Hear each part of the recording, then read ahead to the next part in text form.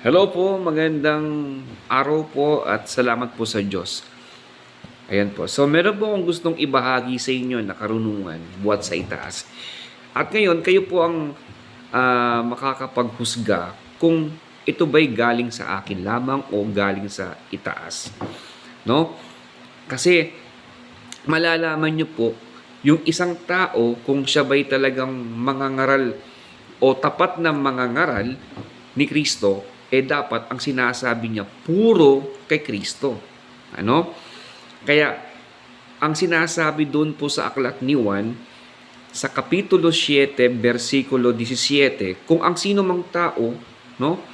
Gaya ko, tao rin naman ako, ay nag-iibig gumawa ng kanyang kalooban, may gusto kong mangyaring kalooban, ngayon ang sabi, ay makikilala niya ang turo kung ito'y sa Diyos o kung ako'y nagsasalita na mula sa aking sarili. So, tuloy po sa 18, ang nagsasalita ng saganang kanyang sarili, humahanap ng kanyang sariling kaluwalhatian. Datapwat ang humahanap ng kaluwalhatian, niyaong sa kanya'y nagsugo, ang gayon ay totoo at sa kanya'y walang kalikuan.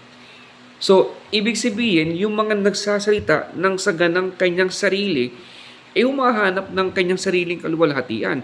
Pag ang sinasabi niya, yung sarili niya, binibida niya, no? O kaya yung buhay niya, o kaya yung mga anumang bagay na may kinalaman sa sariling interes, ano? Yung mga ganun to. Yung mga ganun po, ano? Pero, yung humahanap ng kaluwalhatian, niyaong sa kanya'y nagsugo, ang gayon ay totoo at sa kanya'y walang kalikuan. Ibig sabihin, ang sinasabi niya, pulos yung kay Kristo, yung kanyang mga kautusan, yung kanyang mga payo, yung kanyang mga bilin, yung kanyang mga turo, di ba, mga saway, sinasabi niya. No? So, dun yung makikilala.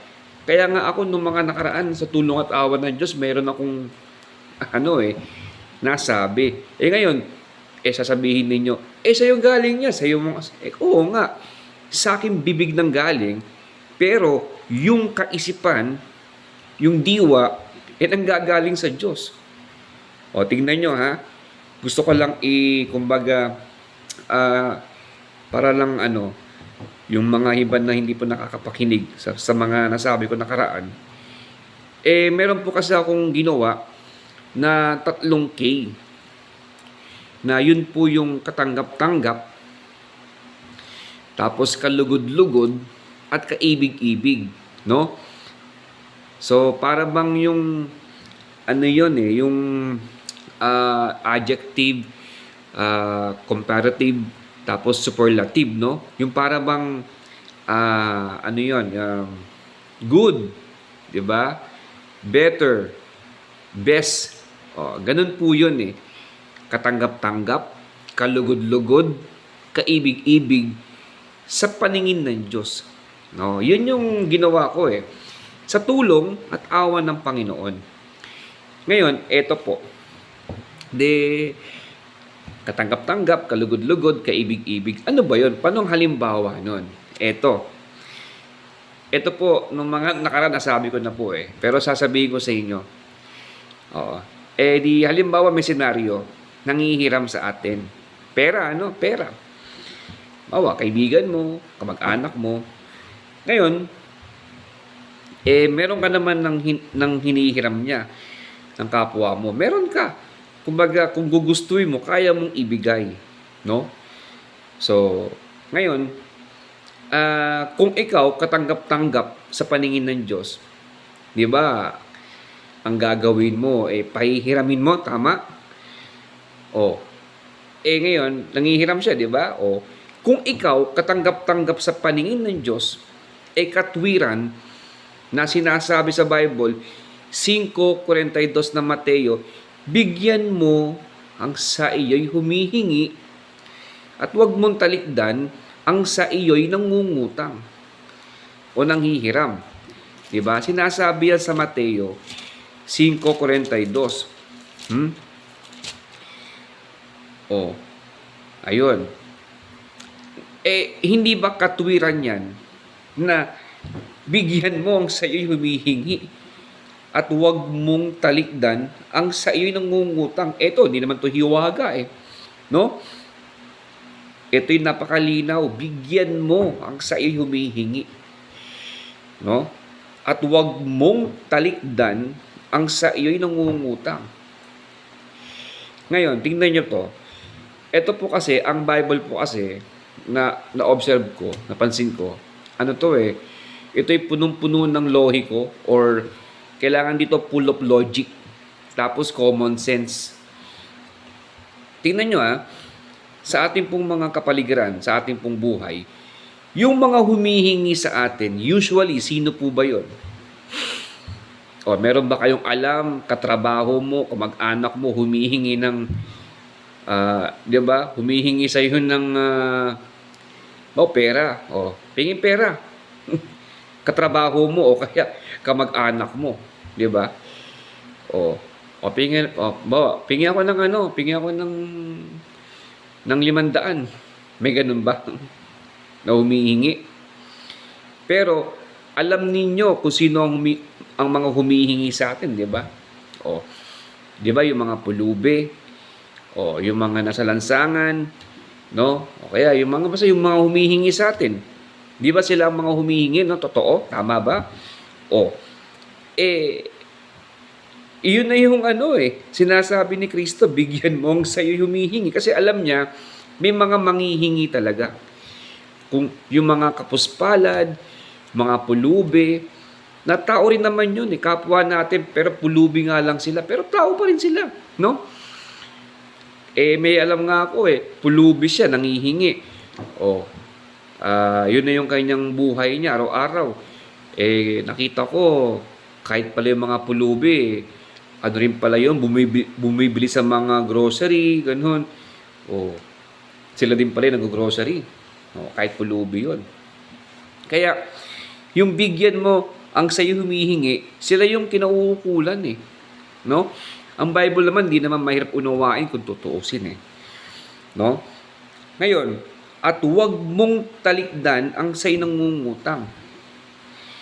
Yung nangungutang, di ba? Alam nyo naman, realidad, marami nangungutang, no? Tama? Ngayon, ang sabi pala ng utos ng Panginoon, no, kung tayo po'y talagang susunod sa katwiran ni Kristo, kung hindi tayo mas magaling pa kay Kristo, dapat susundin natin, no?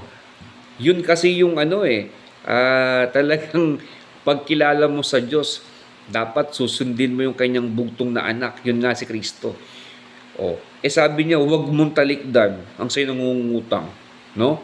Ngayon, yung sinasabi ko na kung bakit ka naman magiging katanggap-tanggap sa paningin ng Diyos, anong gagawin mo? Siyempre, meron ka naman di pahiramin mo. Kung meron ka, di ba? Ang usapan, kung meron, kung wala, di ba? Kaya nga, logic, kumbaga, common sense, wala ka nga, ano naman ipapahiram mo? Di ba? Kung wala ka talaga ipapahiram, hindi naman masama sabihin mo, pasensya ka na wala akong may papahiram. Kung totoo yun, ano masama doon? Ngayon, kaya lang magiging masama yun pag hindi totoo yung dinadahilan mo. Tama po ba? Sasabihin mo, nangihiram, 500. Ang pera mo, 50,000. Sabihin mo, naku, pasensya ka na wala kaming pera, ito bla bla, daming gastusin, ganun. So, unang-una, nagsisinungaling ka na, nagkakasala ka na sa paningin ng Diyos. Di ba? So, paano ka kayo magiging katanggap-tanggap sa paningin ng Diyos? Di ba? Yun ang gusto kong sabihin sa inyo. Kaya para ikaw ay maging katanggap-tanggap sa paningin ng Diyos, dapat pahiramin mo siya. No? Pahiramin mo. Yung kasi ang aral Yung kasi yung turo ni Kristo mga kababayan. Ngayon, di pinahiram mo na. Di nakagawa ka ngayon ng utos ni Kristo. Ngayon, yun yung iipunin mo. No? Kasi ang hirap sa mga iba, para bang yung paggawa ng mabuti, hindi nila parang iniisip na isang kayamanan. Di ba pag sa lupa yung mga kayamanan, iniipon mo, talagang tuwan-tuwa ka eh. Pagka, bawa, eto, meron akong 100, iipunin ko to. Eto, 100 ulit, iipunin ko. Di tinatago mo yun. Dapat, gayon din ang paggawa ng mabuti. Ito, nangihiram sa akin. Meron naman akong pera na kailangan niya. Peramin ko ulit. Ganyan. Di ba? Bakit mo panginginayangan yun? Kung talagang nare-realize mo na yun pala yung mga dapat ipunin. Kasi po, meron po mababasa sa Bible na tayo po mag-iipon din. Pero meron din tayong hindi iipunin. Ito, sa 19 ng Mateo. Ito, huwag kayong mga tipon ng mga kayamanan sa lupa. Tingnan nyo ha. Na dito'y sumisira ang tanga at ang kalawang at dito'y nanghuhukay at nagsisipagnakaw ang mga magnanakaw. Sa 20, kundi tipon kayo ng mga kayamanan sa langit na do'y hindi sumisira kahit ang tanga, kahit ang kalawang, at do'y hindi nanguhukay at hindi nagsisipagnakaw ang mga magnanakaw. Yun dapat ang ating ipunin, na hindi mananakaw sino man sa atin o ng sino man. So, yun pong sinasabi ng anak ng Diyos na mag-ipon tayo ng mga kayamanan. Yun nga yung paggawa ng mabuti. No? Ngayon, di pinahiram mo, katanggap-tanggap ka. Yung si kalugod-lugod naman, paano yun? Paano yung kalugod-lugod? Same scenario, di nanghihiram sa atin. Pinahiram mo. Tapos, mga ilang panahon, hindi pa siya bayad, nanghihiram uli. Di ba? Ikaw naman, meron ka naman ng ipapahiram mo sa kanya. Hindi ka naman salat. Nakakaluwag ka naman. Kung bakit ikaw magiging kalugod-lugod kahit hindi pa siya bayad, no? Pahihiramin mo uli siya. At ang sasabihin mo pa sa kanya, sabi niya, pasensya ka na, hindi ako makakabayad. Ito, hirap pa nga ako. Sige, okay lang, huwag ka mag-alala. Tsaka mo na intindihin yun pag meron ka na. Pero samantalang naghihirap ka, tutulungan pa kita uli. Pahihiramin pa kita uli kasi, total, meron naman ako Diba? Hindi naman ako nauubusan. Sa tulong at awa ng Diyos, meron naman akong laging extra. Diba? Kaya ka ngayon maging kalugod-lugod sa paningin ng Diyos. Diba? Next, yun naman kaibig-ibig. Tandaan ninyo ito yung parang good, better, best. Kaya yung best doon, yung kaibig-ibig. Ito, sasabihin ko sa inyo, sa tulong at awa ng Panginoon. Yung una, pinahiram niya. Yung katanggap-tanggap. Yung kalugod-lugod, pinahiram din niya. No? Pinahiram niya ng masaya. Pero, kung bakit siya mas lamang doon sa katanggap-tanggap, sa kalugod-lugod, nagpahiram uli kahit na hindi pa bayad. No? Kaya ngayon, kalugod-lugod siya. Kumbaga, nakaka-please yung ginawa niya. Na, yung iba kasi, pagka hindi na magbabayad, hindi na magpapahiram. Sa Diyos, hindi kalugod-lugod yun. Kaya kung bakit ka magiging kalugod-lugod, kahit hindi pa bayad yung kapwa mo, dapat magpahiram ka. Anong katunayan? Sa ng Lucas, basahin po natin. Ito po mga kababayan, no? Sa ng 35. Datapwat ibigin ninyo ang inyong mga kaaway at gawan ninyo sila ng mabuti at magpahiram kayo na kailanman ay huwag mawawalan ng pag-asa. Bakit? At malaki ang sa inyo'y magiging ganti at kayo'y magiging mga anak ng kataas-taasan, sapagkat siya'y magandang loob sa mga walang turing o walang pasalamat at sa masasama. Ganun pala ang Diyos. Kaya yung ginagawa mong kabutihan, gagantihan ka ng Diyos, at hindi lang basta ganti, kundi malaking ganti. At ikaw pa'y tatawaging mga anak ng kataas-taasan dahil hindi mo iniibig ang salapi mo, kundi ang iniibig mo ang kapwa mo. Kaya ka kalugod-lugod.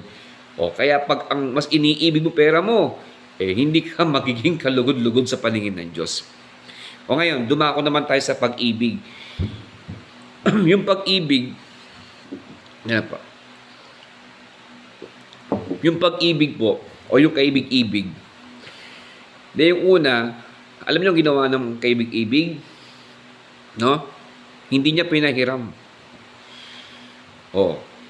Ano po? Hindi niya pinahiram. Baka ngayon nagtataka kayo. Bakit ganon? Dapat, di ba kaibig-ibig siya, dapat mas magpapahiram siya. Kung yung katanggap-tanggap, kalugod-lugod sa paningin ng Diyos, nagpahiram. Ito naman si kaibig-ibig, hindi nagpahiram. Paano naging kaibig-ibig sa paningin ng Diyos yun? Yun nga mga kababayan Kung bakit nga siya naging kaibig-ibig sa paningin ng Diyos, kasi instead na ipapahiram niya, sabi niya, hindi, wag mo nang bayaran ito, sayo na ito. Tulong ko na sayo to. May anak yung nangihiram.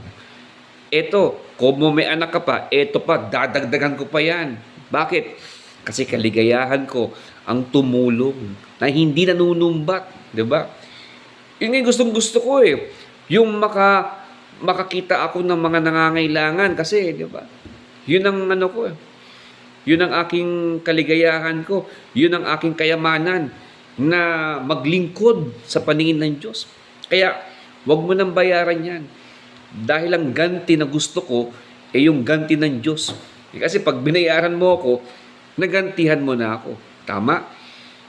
Para magantihan ako ng Diyos, dapat, ang Diyos mismo ang gaganti sa akin. Kaya, hindi na utang yan. Bigay ko na sa iyo yan. Tulong ko na sa iyo yan. Di ba mga kababayan? Sabihin nyo nga, hindi ba yan isang napakagandang aral? O mula ba sa akin yan? Hindi ba hango sa Bible? No? Biro mo, ang kanyang pasya, magbigay. Kasi nga, alam nyo, sabi kasi ng Bible, sa 2 Korinto 9:7, magbigay ang bawat isa sa inyo ayon sa ipinasya ng kanyang puso. Huwag mabigat sa loob, o dahil sa kailangan, o dahil sa pinipilit, sapagkat iniibig ng Diyos ang nagbibigay na masaya. Kaya pagkaligayahan mo yon na tumulong, no?